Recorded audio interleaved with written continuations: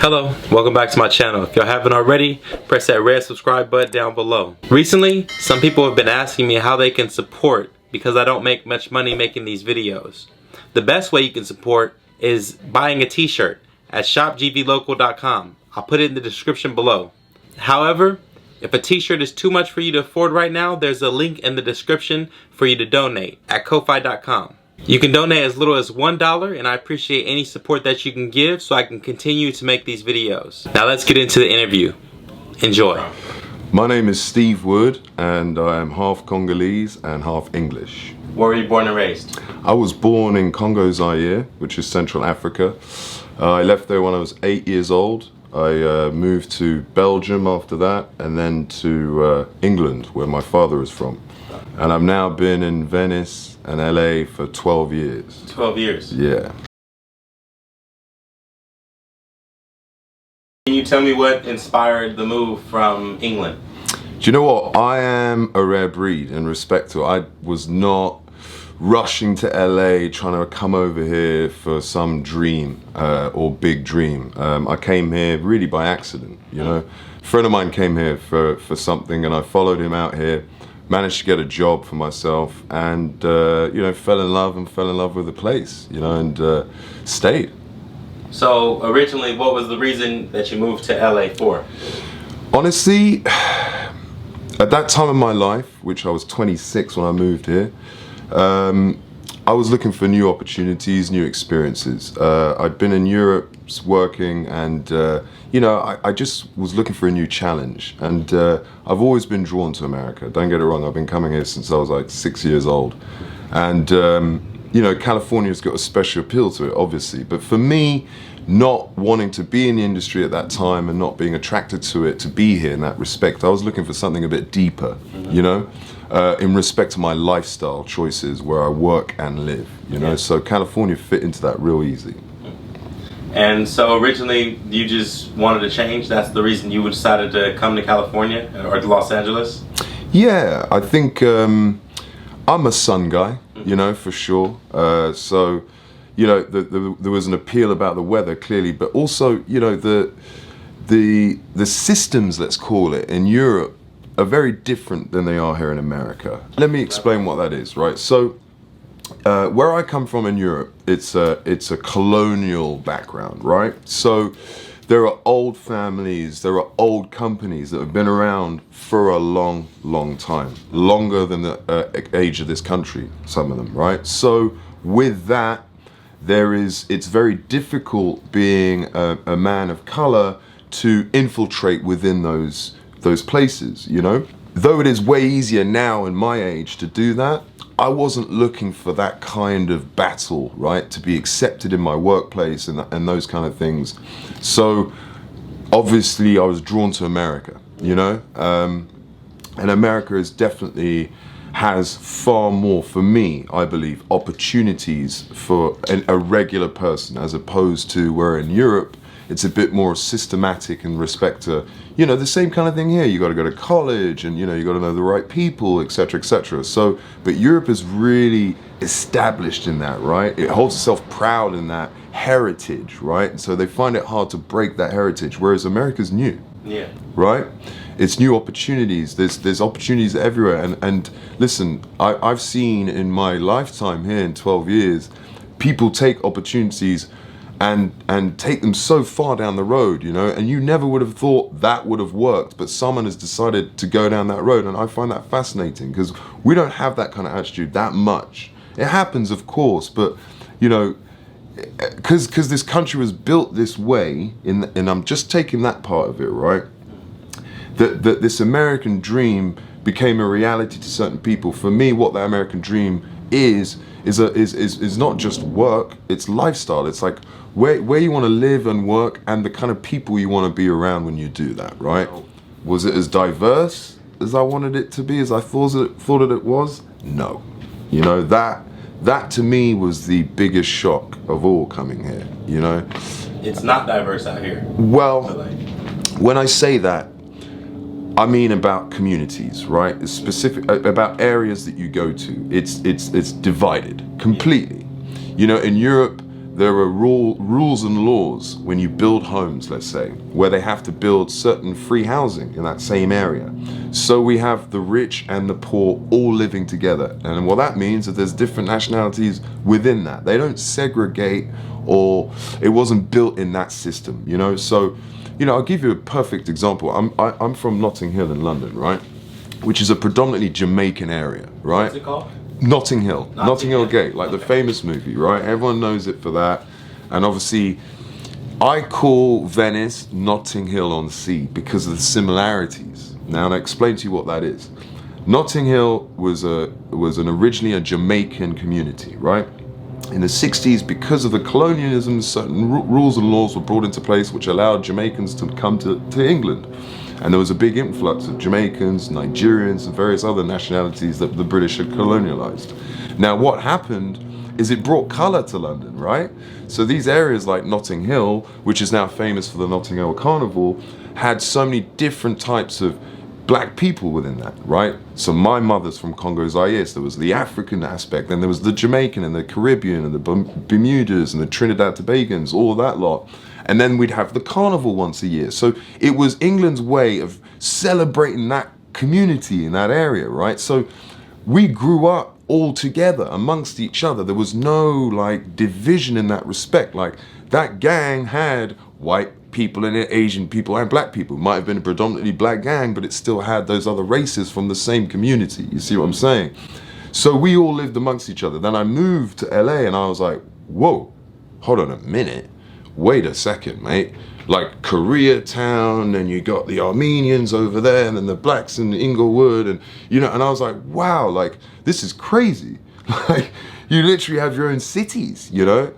And then what really confused me when I came to Venice, obviously, is that like, you know, I'm a big fan of culture, right? So there's a lot of culture that I grew up with from LA, specifically Venice as well. So I come here expecting to see obviously a predominantly black culture here and Hispanic, and I was shocked to see how it's diminished to what it is today, right? And you know, I take a deep breath because I wanted to explain something to you real quick, because my trauma as a black man is completely different to the trauma of African Americans and my brothers like you around me here. Now, what I mean by that is, I have a history of colonialism in my family, right? In my black family, right? I was born in Africa, but it was a system of colonialism, right? Whereas African Americans had a system of slavery, right? That is completely different traumas. Okay, but we share a trauma in that respect. Now, when I say to you, when I come to America as a black man, right, I feel free to go anywhere I want because I don't have that systematic trauma in me, right, of slavery and Jim Crow, all the stuff that your uncles, grandparents went through, right? Ours did not go through that. They went through a different kind of racism, but not that kind of systematic thing, right, where, I'm gonna say this, it's based on fear, right? So everyone's built to be on fear-based system right here. So I come here and I was shocked by that, because at that point 12 years ago I was under the understanding that we're way past this, you know? So I'm in shock when I come here and I'm like, whoa, okay, this is real, you know? And what else is real about it is that the community is being broken apart, torn apart, and not being helped, really. And it's not being helped by also the gentrification that's going on here. And I say that the difference, listen, we went through gentrification in Notting Hill, right? Gentrification to me is kind of like puberty. Everyone has to go through it, right? But how does that work? How do you go through gentrification and still support the original communities that were there and celebrate them, which does not happen in Venice, you know? And this is the kind of thing that is creating more divide, right? So I see the gentrification going on in Venice, right? But why I'm upset by it is because there's no respect to the original community, right? And what that means is that the division gets bigger and bigger and bigger and bigger, right? And so where I find it really important for me as a resident of Venice is to get to know every part of this community. Like, how dare me to come live somewhere, right? And just not get to know anyone. Like, you crazy? If you came to my hood in London and that would happen, they'd be like, who is this person? Get out. Or get in. You know what I mean? Because if you're not going to get out, you're going to get in. We're going to really make you know that this is our community. You're either going to get with it or not, right? And so it's simple as that. You moved here. We didn't tell you to come here. Right, so and I say this to all of my friends because I am definitely one of those people, right? I'm part of the gentrification. I'm from England, right? I've moved to Venice. I'm paying various kind of rents that certain other people in the community can't pay here. I understand that. So what's my duty therefore, right? Is to share my love for building community, right? How did I meet you, brother? I met you on a basketball court. I love playing basketball. So that for me was a perfect way to get to know the local community, right? We're on the same vibe. We like the same sport. Let's get in, right? Now, something that amazed me about Hood Day was how divided that was. And I was like, you know what? This is a perfect opportunity for the white and other community in this area to come and see, right? The original community here. Now, they may not understand what that vibe is. They may not like barbecues and hip hop, but black people don't like rodeos and country music. But they can still go to that, right? And still celebrate rodeos and like, that happens in other parts of the world. You see what I'm saying? Like, and I guarantee you in the South it happens, right? We got Southern black people that ride horses and stuff like that. They go to rodeos. I've seen that happen, but it doesn't happen here in respect to like, okay, why don't we bring them to the black barbecue situation? Because that vibe to me, right, was so important, man. Seeing everybody, right, from the old to the new, to the bad to the good, that is a community. But don't you think that those people that would come to the Hood Day, that maybe the new gentrifiers that are white would feel so out of place that they wouldn't be comfortable? Perfect. And I'll tell you why. I'm supposed to move somewhere and just feel in place, right? Am I supposed to just like move somewhere and expect to just like, oh, I'm gonna fit in here? No. I'm gonna move somewhere and I'm gonna be like, okay, who else lives here? Who's from here? Let me get to know the community. Like that to me is just normal. You know what I mean? Whether you like it or not. You see what I'm saying? So like, I've been to North Dakota and done documentaries, you know, on the Native Americans there, right? And listen, as divided as they are, they're also combined in respect to, they both do horses, they're both ranchers. You see what I'm saying, right? There's a mix, a combination here where they come together, right? And there's an opportunity, what I'm saying, for the community to come together, especially on days like that, right? So now Joe Biden has made Juneteenth, you know, a celebration in America, which is absolutely incredible, right? It allows people to start educating themselves on the history, on that trauma that African Americans do carry, right? It's important to do so. Same as it's important for an African American to read about the Polish guy's heritage who came here, the Dutch guy that came here. They may not have had a perfect background in that respect. They may have been part of that systematic racism, right? But guess what? Generations have changed, and so that grandson that we play basketball with, he didn't pick his grandfather, but he can learn about both cultures. That's how it starts, right, dude? You don't have to accept it, right? I don't have to like Asian food, right? But I can understand it, and I can welcome it, right? And I want people to try it, of course. It's beautiful the fact that we can try Asian food, that we can eat Asian food, we can eat Indian food and share those things, right? Because we do that in food, we do that in sport, but for some peculiar reason, we can't do that together. So do you think there's a certain type of person that moves to a neighborhood and doesn't want to know their neighbor? 100%. I know. What type of person are those people? Would you say? How would you describe that? I'm gonna say with full compassion, okay, here's the thing, right? And with full compassion, there are certain people that move here on a self-centered kind of like mission in respect to themselves, their job, their career, and how far they're gonna get in life. Now, when they do that, they just go somewhere, they rent a place, and they just do the 9-to-5 life, go to restaurants, and don't really plug in. Do you see what I'm saying? Now, is that their fault? I wouldn't say that. You know, that's what I'm saying. With full compassion, certain people come in with blinded eyes, right? Let's just say, right? And so I think to myself, it's my duty to try and open up their eyes, right? Yeah. So I'll give you a perfect example. Someone can move to Venice and he's a surf guy, right? And he surfs every day and he's part of the surf community. Now, I know that part of that surf community, they open up to the rest of the community because locals surf in there. So that's a great way for someone to get to know the local community, right? The problem is there though, is that, you know, how is that mixing together in respect to, is the surf community coming together with the local community? Let's see how much that's happening too, because sometimes I don't see that, right?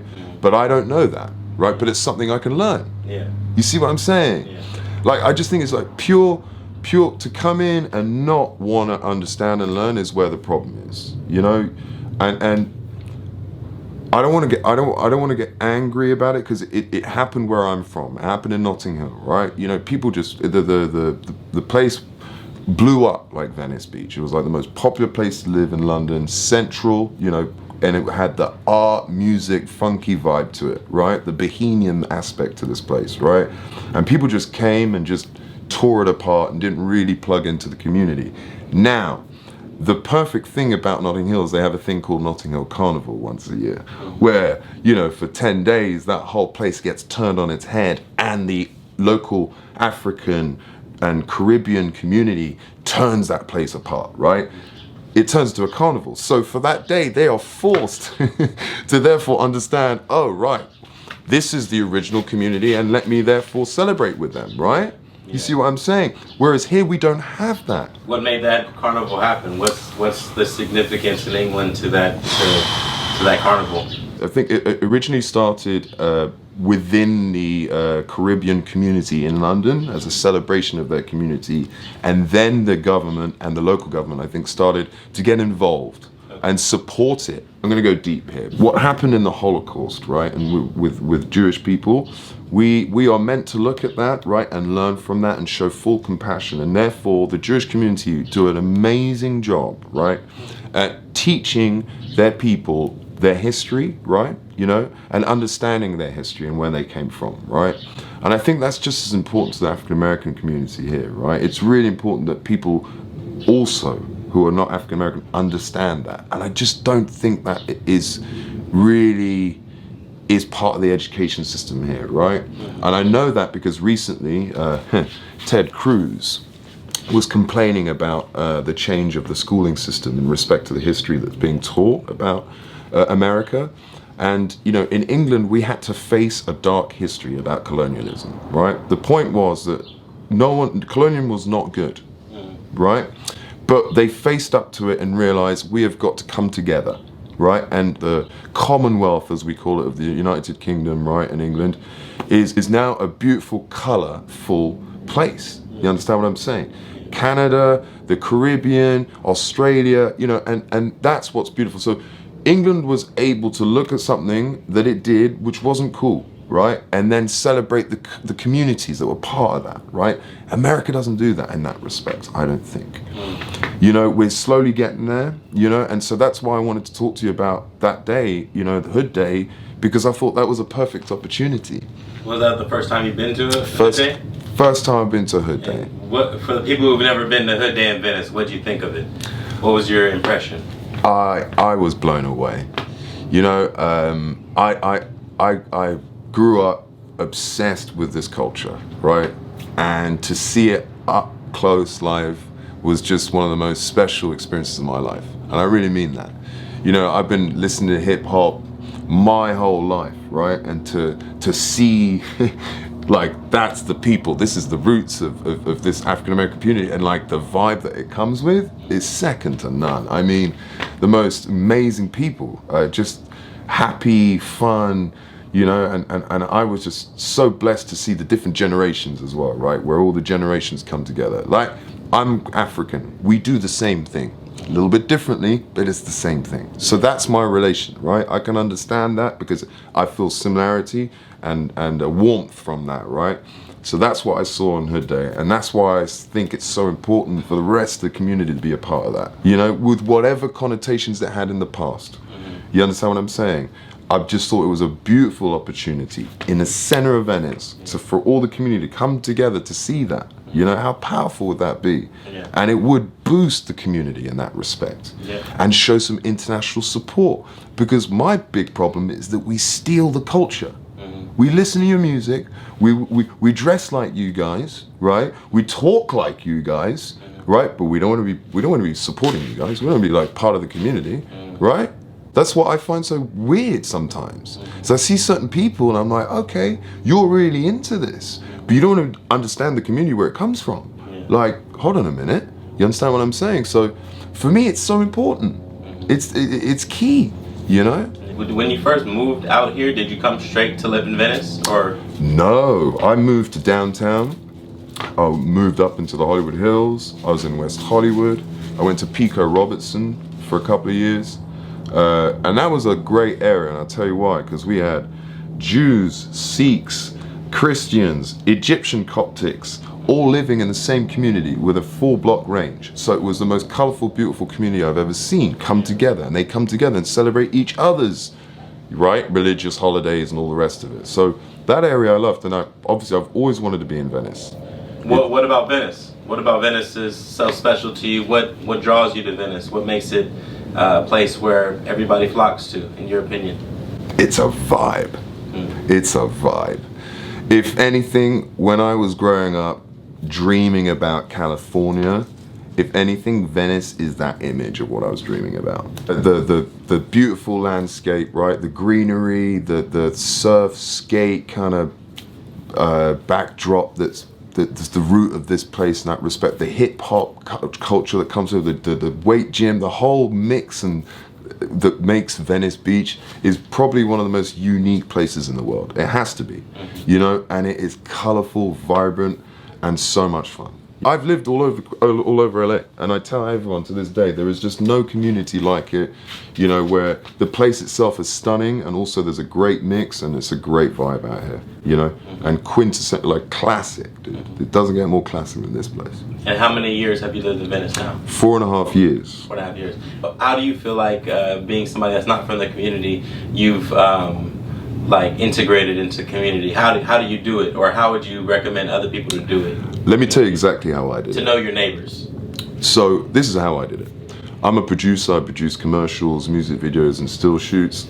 And the first thing that I did was cast locals.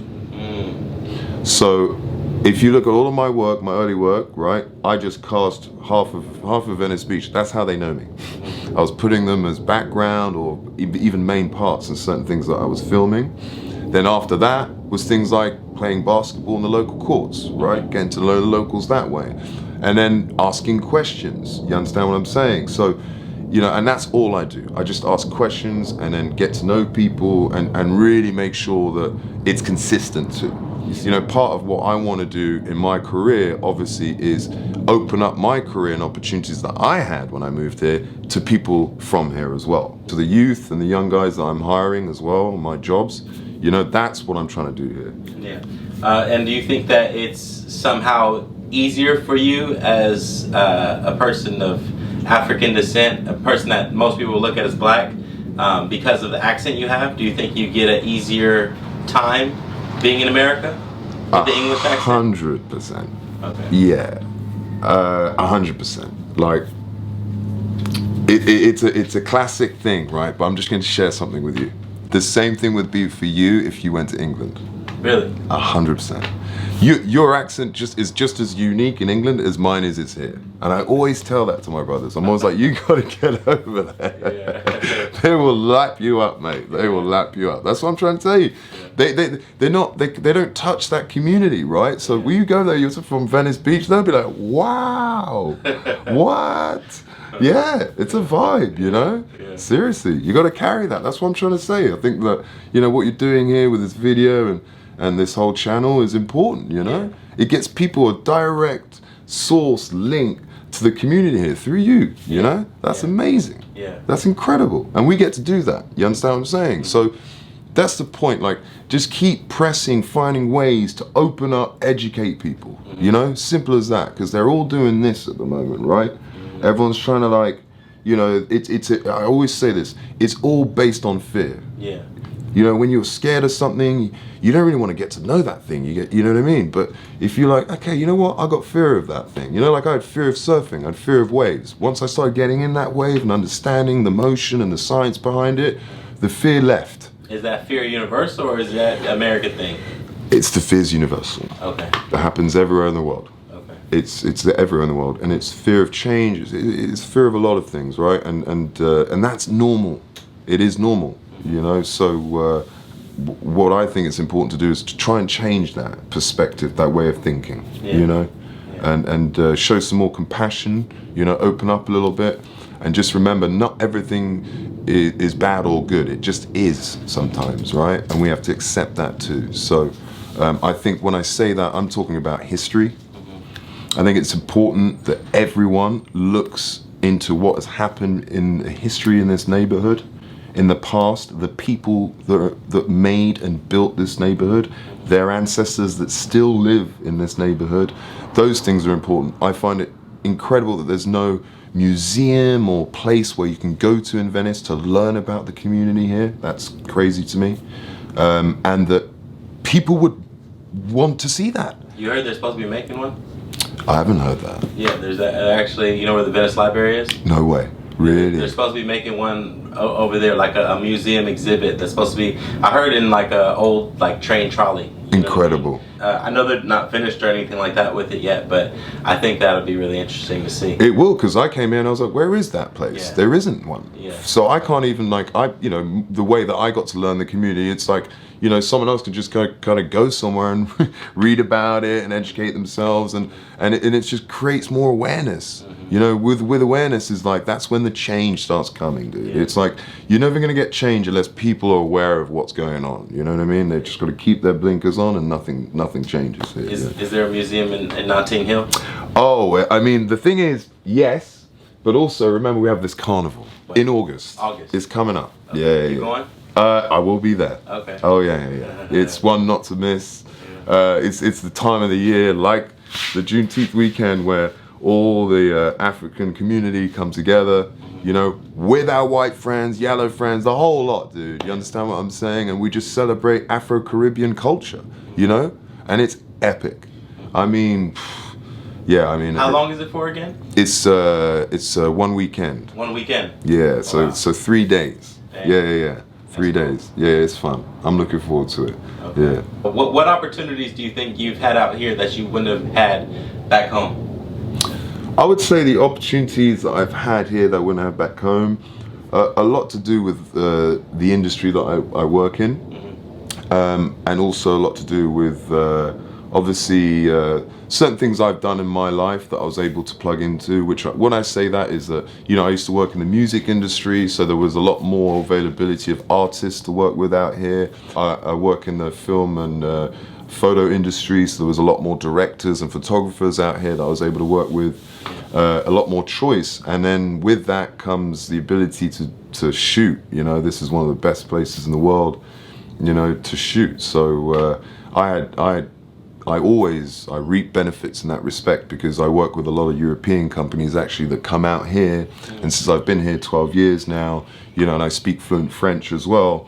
You know, that's part of what I do, is I work with European companies that shoot here in Los Angeles, and therefore instill in them as well that we must hire locally, and also you know, make sure that they put into the community as well. I do that across the board. You see what I'm saying? How did you learn French? It's my first language. Oh, really? So where I was born in Congo, Zaire in Africa, it's French, Swahili and Lingala are the 3 languages there. So yeah, I didn't speak English till I was 8 years old. Wow. Yeah, so You don't have a French accent? mais je parle français, toi tu connais pas, hein? Attention. On peut commencer là, mec. Attends, hein? Yeah, no, it's my first language. Yeah. I dream in French. There you go. That's right. Yeah. It was difficult for me to learn English, actually. So like, I always remember that my dad, you know, he's English, but he always spoke to me in French. And then obviously, then I got both languages. So I really got the best of both worlds, guys. You know, it was amazing in that respect. You know? Yeah. And you've been to France as well? Oh yes, yeah. I spent a lot of time in Europe, France, all over. You know, I've been blessed. My dad was a pilot, you know, so I traveled a lot as a kid.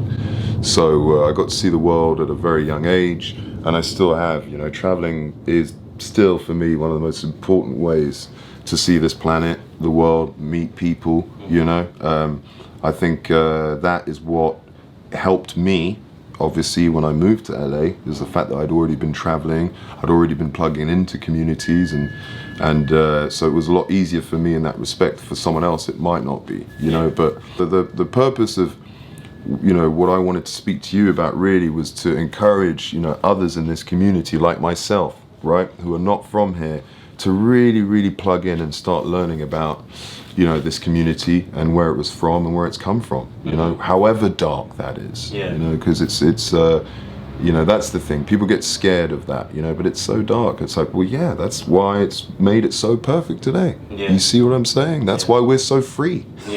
Is as simply said, you know. I didn't look at Independence Day, I don't look at the kind of like why and where it came from. I kind of think more of the like the feeling, right, that it gives everybody in America, and the fact that like America is free and is a fantastic country, you know, it really is.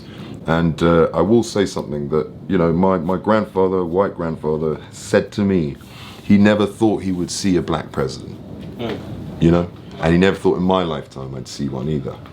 And so that was a really incredible moment for me when I moved here, you know, to have a black president. And for me, what that looks like is that showing, you know, the African American community and other communities, you know, not just the black, but because he's not white, that it's possible to become president. That just alone is what is that tool. So you moved out here when Obama was president? Oh yes. Oh, wow. Oh yeah. I moved out here when Obama was president. That's I remember. I remember when that happened. Yeah, it was amazing. If you like this video, if you love this channel, which you should, please subscribe to GV Local.